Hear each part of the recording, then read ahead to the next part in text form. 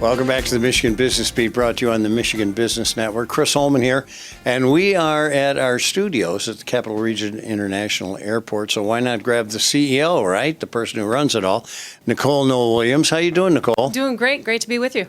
This is a celebratory week, right? It is. It's, National Aviation Week, so of course it's all about celebrating the people involved in aviation, from being our pilots to TSA to air traffic control to those that are working at the airport. So there's a lot of great programs going on throughout the United States.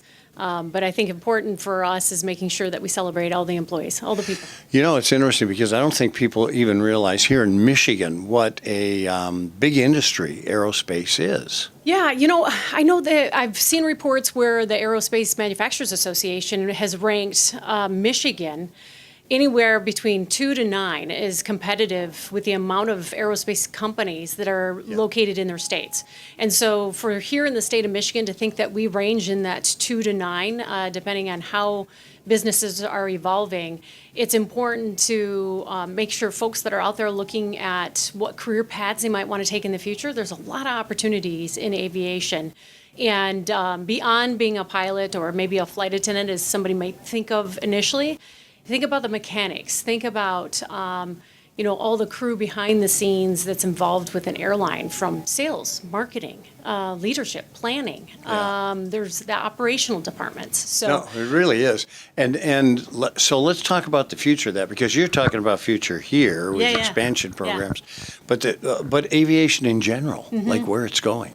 Well, and it's exciting because we're actually a part of what's moving forward and making sure the future generation of the eVTOLs, these electric aircrafts, the future airplanes that are like helicopters and airplanes all in one.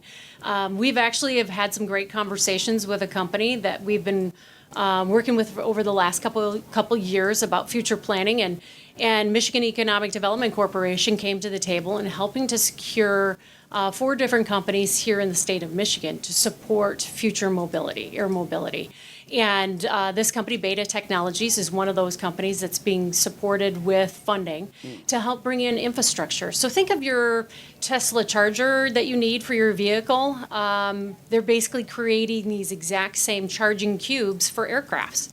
So they currently manufacture an eVTOL that can carry 5 passengers, pilot as well on the aircraft, or it can be for packages. And even the military will be involved with this company as they continue to move forward and grow. But one of those key things is actually having the charging units to be able to start moving this company across, and not just them, but other affiliates, because it'll connect to any other future aircraft. And it'll work for a vehicle or for an airplane, and the infrastructure will be put in place here, should be complete by second quarter of next year, to have Lansing as really that central location. And then they'll have charging units available in Traverse City, down in Pontiac, and then over in Holland. So really having Lansing as their center operation for this charging program. Okay, so listen, interesting. So this kind of points towards down the road the autonomous freight plane. Yes. Yep. Yeah, and there's a lot of work being done in that area as well.